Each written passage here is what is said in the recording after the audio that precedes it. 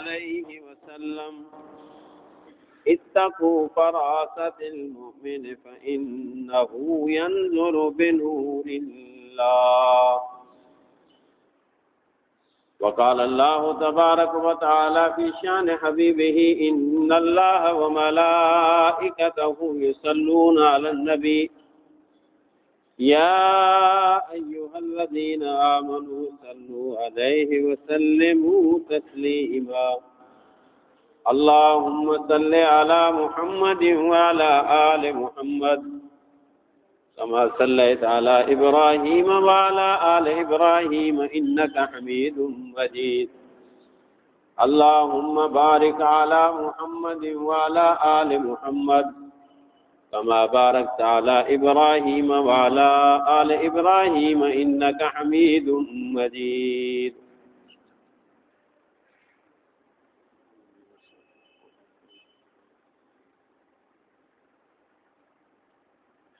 محترم عزیز دوستو،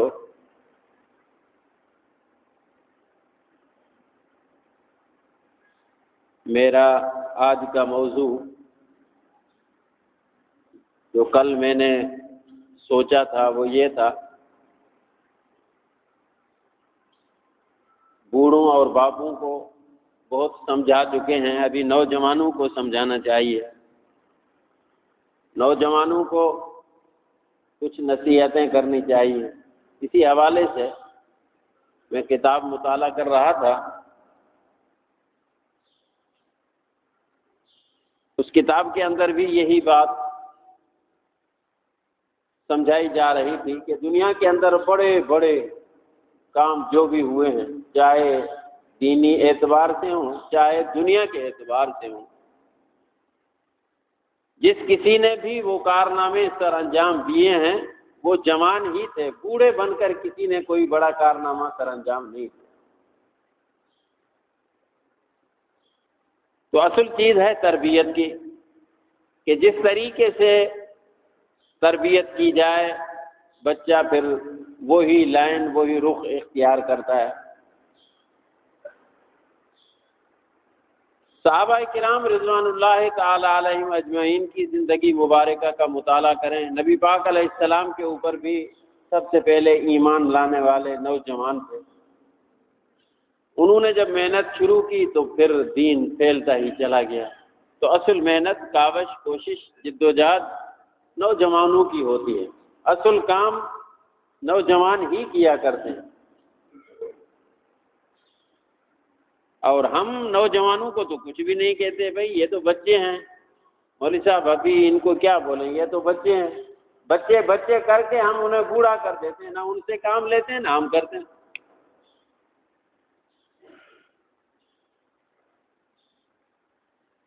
آگ اور پانی یہ دونوں جب آپس میں ملتے ہیں تو بھاپ پیدا ہوتی ہے، اور اسی بھاپ سے ٹرین چلتی ہے۔ یہ ٹرین جو چل رہی ہوتی ہے نا، یہ اسی بھاپ سے چلتی ہے، آگ اور پانی، ان دونوں کے ملنے سے بھاپ پیدا ہوتی ہے، وہ بھاپ پھر اتنی بڑی ٹرین کو لے کر چلتی ہے۔ اسی طریقے سے بوڑھا اور بچہ، بوڑھا اور جوان، یہ دونوں جب آپس میں ملیں گے، مشاورت سے کام کریں گے، بھاپ پیدا ہوگی، اور اسی بھاپ سے وہ اتنا بڑا کارنامہ سر انجام دے سکتے ہیں جس کا ہم سوچ بھی نہیں سکتے۔ خالی بچہ بڑوں کے مشورے کے بغیر کام کرے گا نقصان ہوگا، اور بڑا کرنا چاہے گا تو کر نہیں پائے گا۔ آگ اور پانی دونوں آپس میں ملنے کے بعد، یعنی چھوٹا بڑے سے مشورہ لے، رہنمائی لے، اور پھر اس کی رہنمائی کے اندر وہ کام کرنا شروع کرے، اللہ تعالیٰ برکت نازل فرمائے۔ بڑے بڑے وقت کے ائمہ کرام، مجتہدین، فقہاء، بڑے بڑے وقت کے اولیاء، جب ان کی تاریخ پڑھتے ہیں تو وہ بھی اسی مقام کو جوانی کے اندر ہی پہنچ گئے۔ امام شافعی رحمۃ اللہ علیہ 12 سال کی عمر میں بیٹھ کر درس دینا شروع کر دیا تھا۔ ایک مرتبہ روایتوں میں آتا ہے کہ امام شافعی رحمۃ اللہ علیہ درس دے رہے تھے، 2 چڑیاں لڑتی لڑتی آ کر سامنے گری، تو امام شافعی رحمۃ اللہ علیہ درس دے رہے تھے اور یوں اپنی پگڑی اٹھائی اور ان چڑیوں کے اوپر ڈال دی. تو باپو نے جو درس میں بیٹھے ہوئے تھے نا بڑے بابے، وہ کہنے لگے یہ کیا حرکتیں کر رہا ہے؟ تو امام شافعی رحمۃ اللہ علیہ نے حدیث پڑھی جس کا مطلب تھا کہ بچہ بچہ ہی ہوتا ہے، چاہے امام ہو اور چاہے عام بندہ ہو، بچہ بچہ ہی ہوتا ہے. تو یعنی بچپن میں وہ اس مہارت تک جا پہنچے تھے کہ بڑے بڑے علماء ان کے شاگرد. صرف امام شافعی نہیں، جس بڑی ہستی کے اوپر ہاتھ رکھو گے وہ آپ کو ایسے ہی نظر آئے گا. ان کی کوششیں، ان کی محنت، ان کی جفاکشی، ان کی جدوجہد جوانی سے ہی شروع کی. اور ہم لوگ جوانی کو تو بس اپنی نفس پرستی پہ لگاتے ہیں، اور جب بڑے ہوں گے پھر سوچیں گے، پھر نہیں سوچ سکتے، پھر نہیں کر سکتے، پھر کچھ نہیں ہوگا. ابھی وقت ہے، کر لو جو کرنا ہے. اسی نوجوانی میں حضرت امام غزالی رحمۃ اللہ علیہ، اسی کتاب کے اندر میں نے یہ واقعہ پڑھا. میں ابھی تک اسی کتاب کی بات کر رہا ہوں جہاں سے میں نے مطالعہ کیا. وہ باتیں چلتے چلتے اسی واقعے تک پہنچی، پھر میرا رخ چینج ہوا، میں بھی پھر یہیں سے گاڑی کو پٹڑی سے اتارنا ہوں. تو امام غزالی رحمۃ اللہ علیہ وہ بھی جوانی کے اندر اپنے شہر کی مرکزی بڑی جامع مسجد کے امام تھے جوانی میں. اور امام غزالی رحمۃ اللہ علیہ کے بھائی تھے، اس کا نام تھا احمد. امام غزالی کا نام تھا محمد. امام غزالی کا نام کیا تھا اور بھائی کا احمد. احمد بڑا تھا، امام غزالی چھوٹا تھا. جامع مسجد کا امام کون تھا؟ امام غزالی محمد. تو ایک دن امام غزالی رحمۃ اللہ علیہ نے اپنی ماں کے پاس اپنے بھائی بڑے کی جا کر شکایت لگائی. کیا شکایت تھی؟ شکایت یہ تھی کہ اتنی بڑی جامع مسجد، بڑے بڑے لوگ، بڑے علماء، بڑے اہل علم وہاں پہ آتے، امام غزالی کے پیچھے نماز پڑھتے تھے، مگر ان کے بڑے بھائی نماز نہیں پڑھتے. ان کے بڑے بھائی بڑے عالم تھے، مگر امام غزالی کے پیچھے نماز نہیں پڑھتے تھے، گھر نماز پڑھتے تھے. تو امام غزالی نے جا کر اپنی ماں کے پاس شکایت لگائی، امی جان، بھائی احمد میرے پیچھے نماز نہیں پڑھتا اور لوگ الٹے سیدھے تبصرے کرتے ہیں، اچھا نہیں لگتا کہ وہ میرے پیچھے نماز نہ پڑھیں، آپ انہیں کہیں کہ وہ میرے پیچھے نماز پڑھیں. تو امام غزالی رحمۃ اللہ علیہ کی ماں نے اپنے بیٹے احمد کو بلایا اور بلا کر فرمایا، بیٹا تو کیوں نہیں نماز پڑھتا؟ آج کے بعد آپ کو محمد کے پیچھے نماز پڑھنی ہے. اس نے کہا جی اماں، آپ کا حکم، میں جاؤں گا. امام احمد رحمۃ اللہ علیہ آئے، امام غزالی رحمۃ اللہ علیہ کے پیچھے نماز پڑھی. ابھی ایک رکعت پڑھی تھی کہ نماز توڑ کر چلے گئے. آدھی نماز میں نماز توڑ کر چلے گئے. پہلے نہیں پڑھتے تھے پھر بھی اتنا مسئلہ نہیں تھا، ابھی تو اور زیادہ مسئلہ خراب ہو گیا. تو امام غزالی رحمۃ اللہ علیہ نے جا کر اپنی والدہ سے کہا، امی جان، پہلے نہیں پڑھتے تھے تو پھر بھی خیر تھا، ابھی پڑھنے لگے اور آئے، ایک رکعت پڑھی، دوسری رکعت میں وہ نماز توڑ کر چلے گئے. تو آپ نے دونوں کو بلایا، بلا کر پوچھا کیا بات ہے؟ تو امام احمد کہنے لگے، امی جان، آپ کا حکم تھا، آپ کے حکم کی اطاعت کرتے ہوئے میں جا کر کھڑا ہوا، جب تک وہ نماز پڑھ رہا تھا میں اس کے پیچھے نماز پڑھ رہا تھا. جب وہ نماز سے نکل کر عورتوں کے پاس چلا گیا تو میں نے نماز توڑ دی.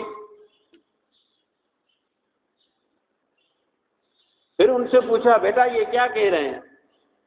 وہ کہنے لگے، امی جان، میں نماز پڑھا رہا تھا، نماز کے بعد مجھے درس قرآن دینا تھا، اور درس قرآن کی جو آیتیں تھیں وہ عورتوں کے حیض نفاس کے بارے میں تھی، منتھلی کے بارے میں تھی.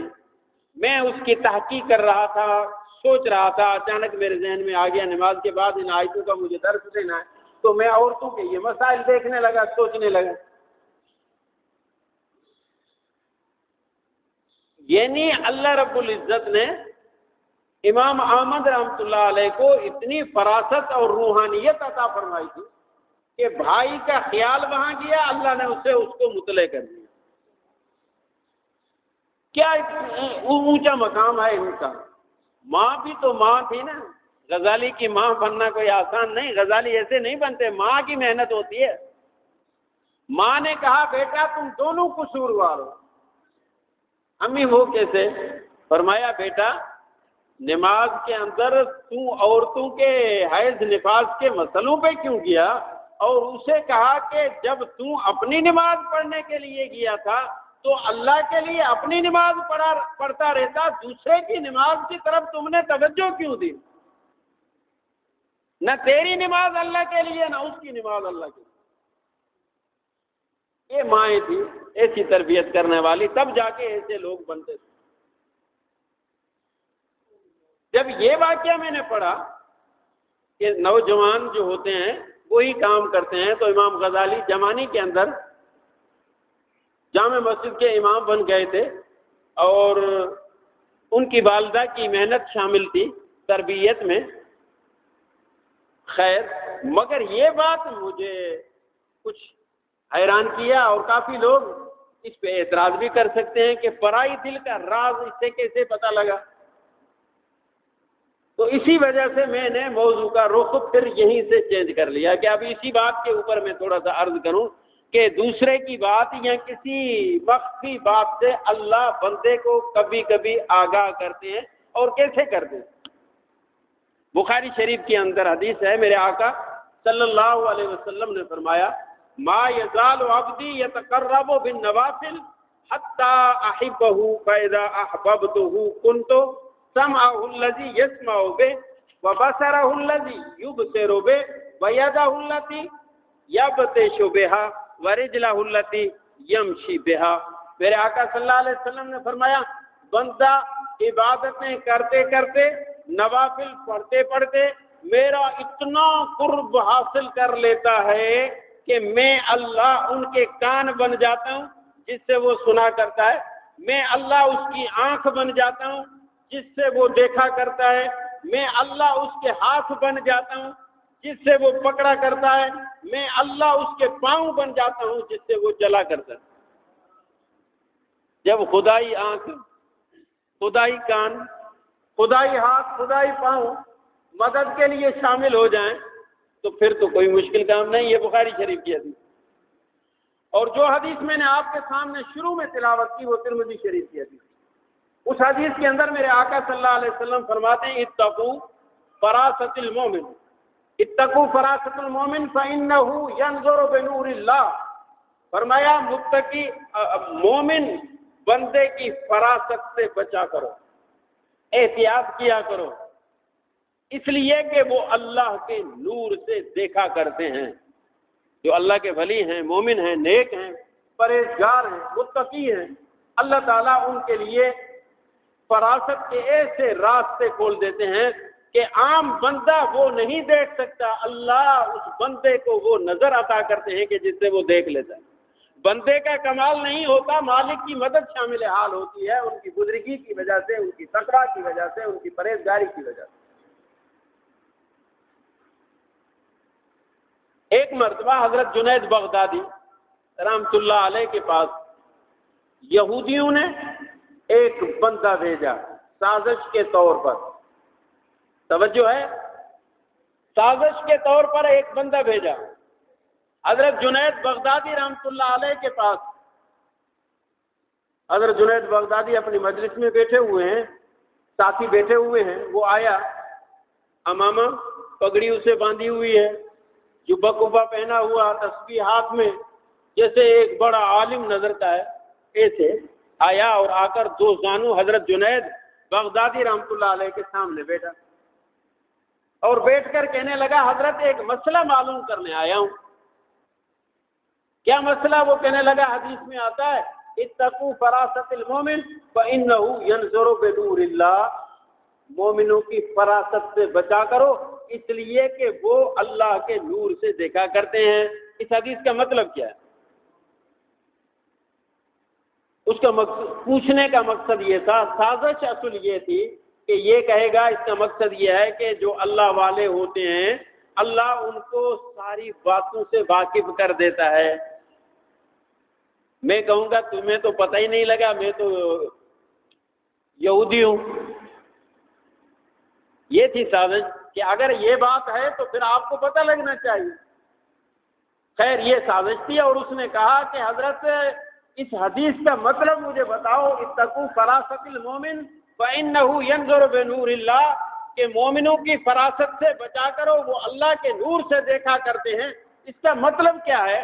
حضرت جنید بغدادی رحمۃ اللہ علیہ نے سوال سنا، ان کے چہرے کی طرف دیکھا اور دیکھ کر فرمایا، بیٹا اس کا مطلب یہ ہے کہ کلمہ پڑھو اور اسلام میں داخل ہو جاؤ۔ یہ ہے وہ فراست جو اللہ تعالی اللہ والوں کو عطا فرماتے۔ اب میں نے یہ بات سوچی کہ یہ فراست ہے، غیب ہے، کیا چیز ہے؟ جو بھی ہے آج کل کے ولیوں میں بزرگوں میں نظر آتی ہے، صحابہ کے دور میں یہ چیز کیوں نہیں تھی؟ صحابہ کے دور میں بھی تو ہونی چاہیے۔ میں نے جب اس کا مطالعہ شروع کیا تو صحابہ کے سینکڑوں واقعات ایسے میرے سامنے آ گئے۔ تو اب صحابہ کرام کے کچھ واقعات میں آپ کے سامنے عرض کرتا ہوں۔ جب مصر فتح ہوا، مصر کے گورنر حضرت عمر بن عاص تھے۔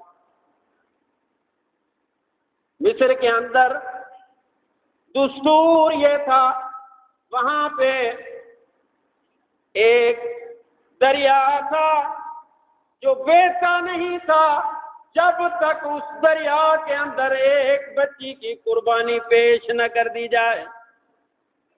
ایک بچی کو بنا سنوار کر ذبح کر دیا جاتا تھا، پھر جا کر وہ دریا بہنا شروع کرتا تھا۔ حضرت عمر بن عاص نے دیکھا پانی کی ضرورت ہے، دریا نہیں بہ رہا۔ نئے نئے گورنر مصر میں مقرر ہوئے تھے، معلومات لی، پتہ چلا مصر کے لوگ ایک بچی کی قربانی دیتے ہیں، پھر جا کر یہ دریا چلتا ہے۔ حضرت عمر بن عاص رضی اللہ تعالیٰ عنہ صحابی رسول ہیں، سوچا کہ یہ کام تو غلط، اب کیا کرنا چاہیے؟ فرمایا خبردار کوئی بندہ بچی اپنی اس کے اندر قتل مت کرے، میں امیر المومنین کے پاس پیغام بھیجتا ہوں، وہاں سے مسئلے کی حقیقت معلوم کر۔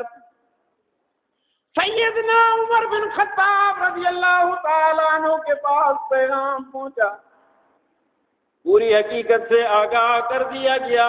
حضرت عمر بن خطاب نے ایک برقع اٹھایا، کاغذ اٹھایا، قلم نکالی، اسی کاغذ کے اوپر لکھا، اما اسی کاغذ کے اندر لکھا، من عبد اللہ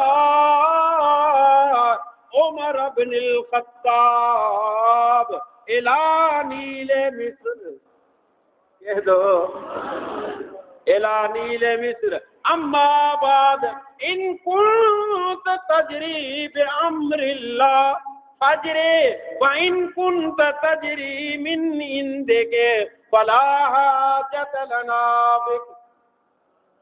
عمر بن خطاب نے کاغذ اٹھایا، اسی کاغذ پہ لکھا، اللہ کے بندے عمر بن خطاب کی طرف سے یہ خط لکھا جا رہا ہے دریائے نیل کے پاس۔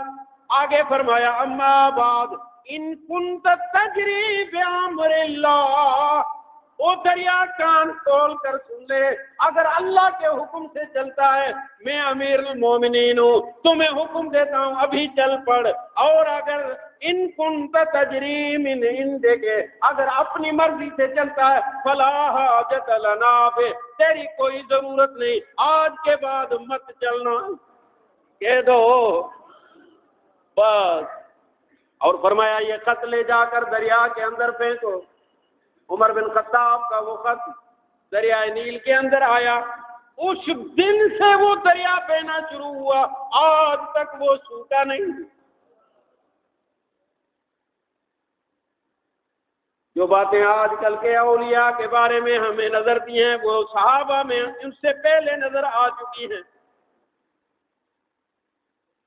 مدینہ میں زلزلہ آیا، زمین کانپ رہی ہے، زمین کانپ رہی ہے، ایسے محسوس ہوتا تھا کہ پہاڑ گر پڑیں گے۔ حضرت عمر بن خطاب رضی اللہ تعالیٰ عنہ اپنے ہاتھ میں درہ لے کر چلا کرتے تھے۔ جب زلزلہ آیا زمین ہلنے لگی، درہ نکالا، زمین کو دے مارا، فرمایا علم انصف علیک یا ارض، اے زمین کیا عمر نے تیرے اوپر انصاف نہیں کیا جو تو کانپتی ہے؟ بس یہ کہنا تھا، زلزلہ ختم۔ بتاؤ اس کو کیا کہو گے؟ مدینے میں آگ آیا کرتی تھی، بڑا نقصان کرتی تھی، یہ سارے حدیث کے واقعے صحابہ کے بتا رہا۔ آگ آیا کرتی تھی، بڑا نقصان کرتی تھی۔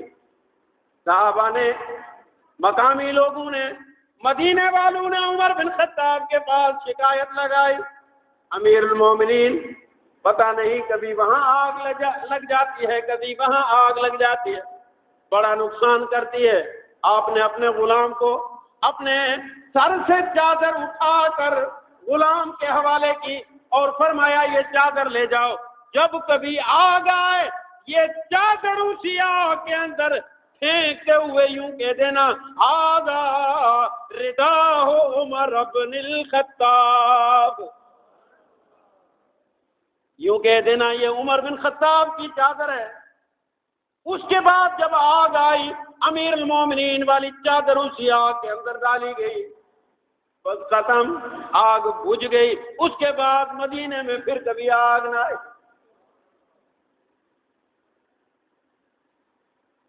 لشکر اسلام کو محاذ پہ بھیجا امیر المومنین عمر بن خطاب نے، اس لشکر کا سربراہ حضرت ساریہ رضی اللہ تعالیٰ عنہ کو بنا کر بھیجا، اور یہ محاذ لڑا جا رہا ہے 1500 میل کے فاصلے پر۔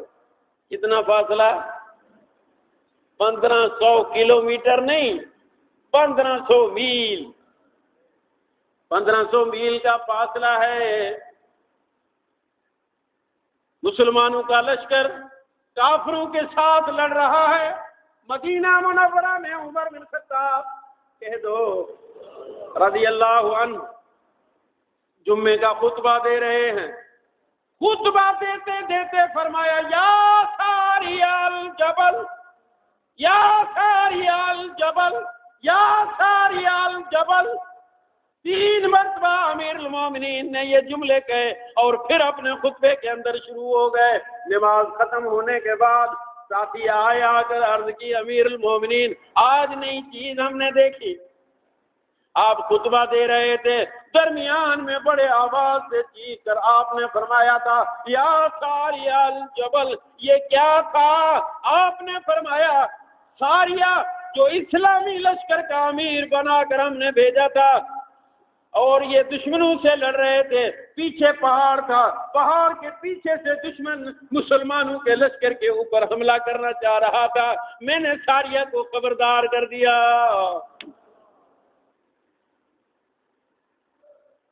1500 میل تک امیر المومنین کا آواز کون پہنچا رہا ہے؟ بولو، وہ ذات پہنچا رہی۔ اچھا، جن لوگوں نے یہ باتیں سنی، کچھ منافق بھی تھے، کچھ دوسرے لوگ بھی تھے، انہوں نے یہ باتیں نوٹ کی کہ یار یہ کیا ہوا؟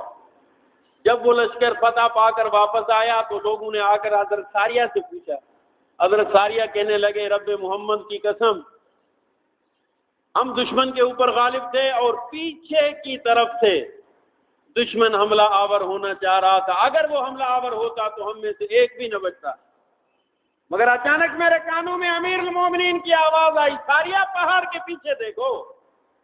حضرت ساریہ فرماتے ہیں ہم پہاڑ پہ چڑھے تو دشمن ہمیں دیکھ کر بھاگ گئے، کامیابی مل گئی۔ سیدنا عمر بن خطاب رضی اللہ تعالی عنہ کا دور خلافت ہے، بڑا چرچا، بڑی دھوم مچی ہوئی عمر بن خطاب کی خلافت کی۔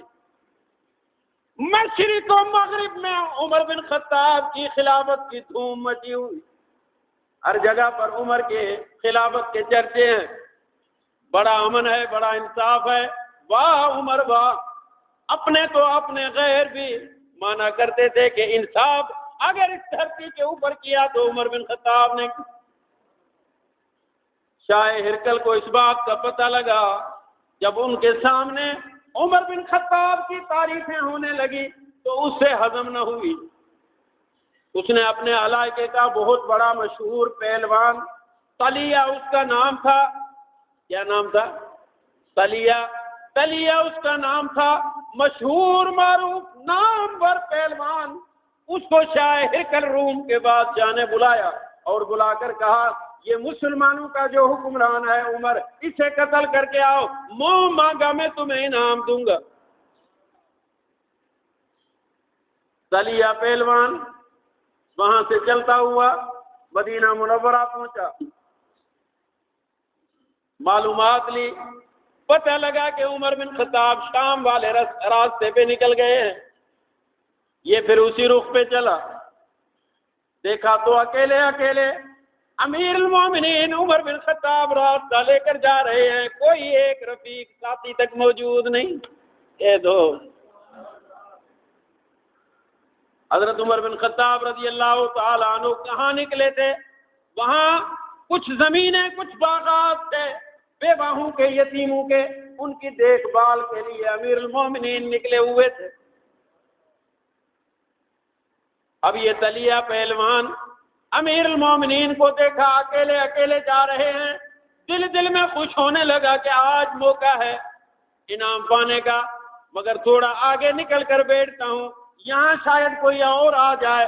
آگے باغات تھا، ان باغات میں ایک گنچان بڑا درخت تھا، وہ پہلوان اس درخت کے اوپر چڑھ کر بیٹھ گیا کہ یہ گھوم کر نظر ان پہ رکھی ہوئی ہے، بیٹھا ہوا درخت کے اوپر ہے طلیہ پہلوان، شاہ ہرکل کا بھیجا ہوا۔ حضرت امیر المومنین سیدنا عمر بن خطاب رضی اللہ تعالیٰ عنہ زمینوں کے چکر لگاتے گھومتے آ کر اسی درخت کے نیچے آرام فرما ہوئے، کوئی بستر نہیں، زمین کے اوپر کوئی تکیہ نہیں، ہاتھ کو تکیہ بنایا، اسی درخت کے نیچے امیر المومنین سو گئے۔ اب طلیہ نے دیکھا آج زبردست موقع ہے، اس نے تلوار نکالی، اب نیچے اترنا چاہا، بس اس نے یہ سوچا اترنے کا، اچانک کیا دیکھتا ہے کہ ایک شیر آیا ہے اور امیر المومنین کو چکر لگانے اس نے شروع کر دیے ہیں۔ جیسے بیت اللہ شریف کا طواف ہوتا ہے، ایسے شیر ہے کہ عمر بن خطاب کا پہرا دے رہا ہے۔ اس کی نظر جیسے ہی شیر کے اوپر پڑی، ڈرا اور ڈرتے کانپتے آپ دھڑینگ نیچے گرا۔ امیر المومنین نے اسے دیکھا کہ بیدار ہو گئے، پوچھا کیا بات ہے، کون ہو؟ اس نے ساری حقیقت بتا دی کہ شاہ ہرکل نے مجھے قتل کرنے کے لیے انعام کی لالچ میں بھیجا تھا، میں آپ کو قتل کرنے کے لیے آیا تھا، اوپر بیٹھا تھا، اچانک شیر کو گھومتے ہوئے میں نے دیکھا، شیر آپ کا پہرا دے رہا تھا، اسی وجہ سے ڈر طاری ہوا، میں نیچے گر پڑا۔ اے امیر المومنین، جنگل کے شیر آپ کا پہرا دیتے ہیں، مجھے اس اسلام کے اندر تو داخل کر دو۔ کلمہ پڑا، پکے ٹھکے مومن اور مسلمان ہو گئے۔ یہ وہ واقعات ہیں جو صحابہ میں صرف عمر بن خطاب کا میں نے بتائے، ایسے اور بہت سارے صحابہ کے واقعات پائے جاتے ہیں۔ حضرت حنظلہ رضی اللہ تعالیٰ عنہ پیغمبر کریم علیہ السلام کے صحابی ہیں، شادی ہوئی، اسی دن شادی ہوئی، رات کو گھر آئے، اپنی بیوی سے ملے، رات ہی رات میں اعلان ہونا شروع ہو گیا، احد کی لڑائی پہ چلنا ہے، رسول پاک علیہ السلام کا پیغام آیا۔ حضرت حنظلہ نے جیسے ہی یہ پیغام سنا، مجھے اسے نہانا بھی تھا مگر نہانا بھی بھول گئے، پیغمبر کا حکم سن کر لبیک کہتے ہوئے چل پڑے اور لڑتے لڑتے شہید ہو گئے جنابت کی حالت میں۔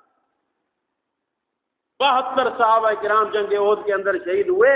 میرے آقا صلی اللہ علیہ وسلم آئے، شہیدوں کو تلاش کر رہے ہیں، باقی سارے مل گئے، حنظلہ نہیں مل رہا۔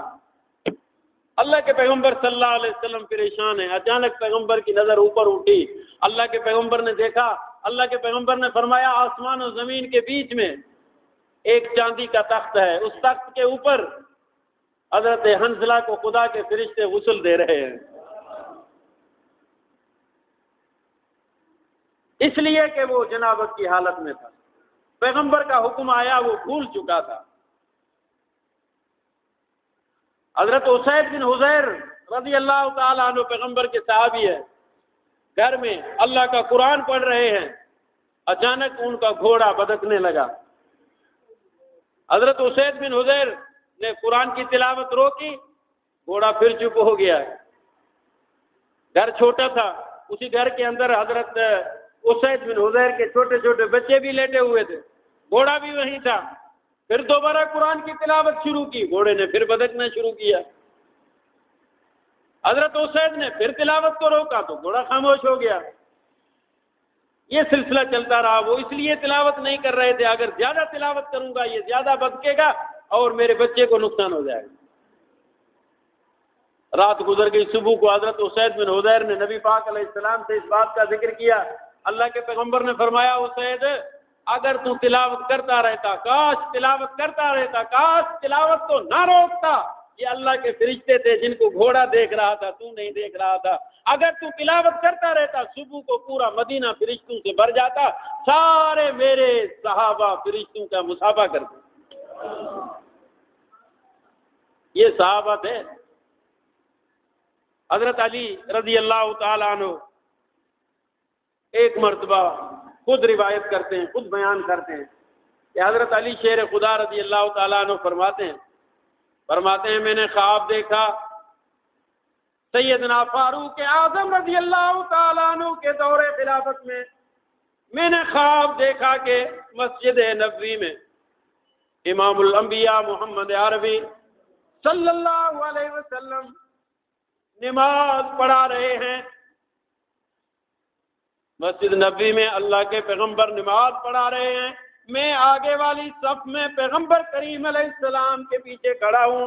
اللہ کے پیغمبر نے فجر کی نماز کا سلام پھیرا، توجہ کرنا، سلام پھیرا، جیسے ہی سلام سے فارغ ہوئے لوگوں کی طرف اپنا رخ مبارک پھیرا، اچانک ایک عورت آئی، طباق اس کے ہاتھ کے اندر ہے، کھجوروں سے بھرا ہوا، اس نے وہ طباق پیغمبر کریم علیہ السلام کی خدمت میں پیش کیا۔ رحمت دو عالم صلی اللہ علیہ وسلم نے وہ کھجوریں لے کر ایک کھجور ایک ساتھی کو، دوسرے کو اور مجھے بھی ایک کھجور اپنے ہاتھوں سے عنایت فرمائی، باقی کھجوریں کسی کو حکم دیا جماعت میں بانٹ دو۔ حضرت علی فرماتے ہیں اس کھجور کا ذائقہ شیرنی ایسی تو لذیذ تھی، ساری زندگی کھجوریں کھاتے رہے، مگر وہ لذت ایسی لذت تھی کہ اس جیسی لذت میں نے کبھی کسی کھجور کے اندر نہیں دیکھی۔ حضرت علی شیر خدا رضی اللہ تعالیٰ عنہ فرماتے ہیں وہ کھجور میرے منہ کے اندر تھی، اچانک میں بیدار ہو گیا، بیدار ہونے کے بعد میرے منہ کے اندر وہی ذائقہ تھا، فجر کی نماز کا ٹائم تھا۔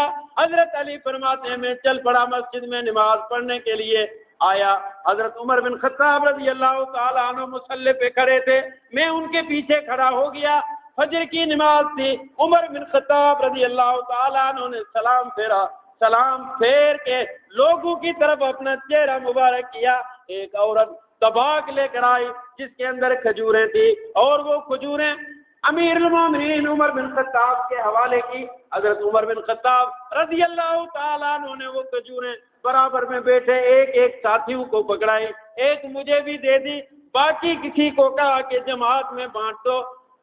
حضرت علی شیر خدا رضی اللہ تعالیٰ عنہ فرماتے ہیں ذائقے کے اندر کوئی فرق نہیں تھا، جو ذائقہ میں نے خواب کے اندر دیکھا تھا وہی ذائقہ اسی کھجور کے اندر مجھے نظر آیا، اور میرا جی چاہتا تھا کہ دوسری کھجور بھی مجھے مل جائے۔ خواب میں بھی میں نے یہی سوچا تھا کہ اللہ کے پیغمبر مجھے دوسری دے دے، مگر میں کہہ نہیں سکا تھا، مگر یہاں تو بے تکلفانہ تھا۔